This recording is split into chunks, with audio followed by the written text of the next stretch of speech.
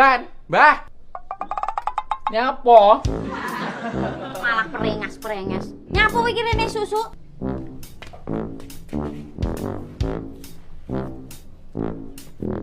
Letuk nganti, Mbah? Oke, adus, para meluah dubol. Ngomong apa? Mbah, wangon aku mitung pletuk. Mitung apa? Aku kan arep ngenyarki pinjaman di koperasi lendir, soalnya sasi ngarep wis lunas. Oke, terus hubungannya karo aku apa?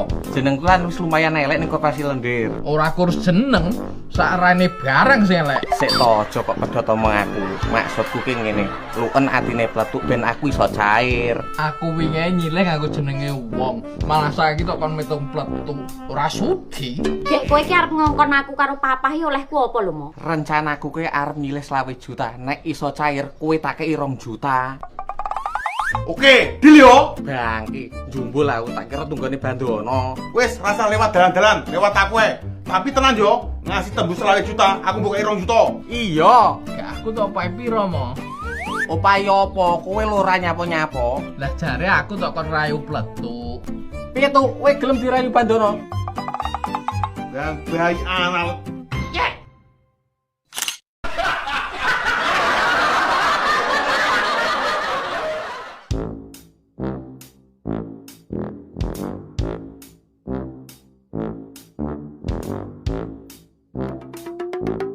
Tenan ratu kowe arep ngewangi aku. Yo tenan no, tapi eling-elingen.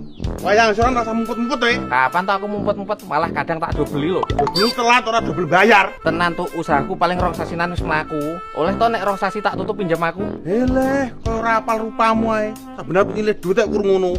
Oleh yo iki rong sasi tak lunasi. Tete apa? Molor. Sing tenang, usahaku nek iki genah jalan. Lah arep usaha opo iki? Dibahas engko itu sing jelas tulungan aku sik yo. Awas ngasih bolah we. Jaminan aman no? Aman. KTP wis enek. Lah iki muni ra duwe we. Nek muni duwe kepenakan Tarman. Sing arep pamrah lho Tarman, mosok aku sing ngetokke KTP. Eleh padha kroake we. Wis tak budal sik.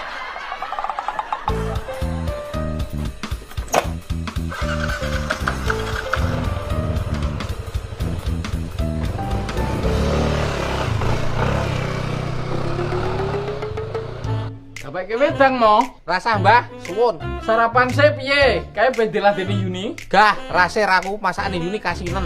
Yuni iki mau ndane iwak, Mo. Iwak apa? Paling iwak lembut-lembut. Udu. Gedhi wae. Sepiro? Gede. Sakmene iki lho. Iwak apa sakmono ke? Iwak sapu-sapu pembersih kacang. Yo ra iku lumut malah nyindir kon mangan iwak sapu-sapu bangke.